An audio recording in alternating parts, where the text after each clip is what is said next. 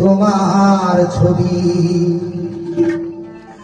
আমারই যত গান তোমারই অবদান, তাই তো আমি আজ শিল্পী কবি। রাতে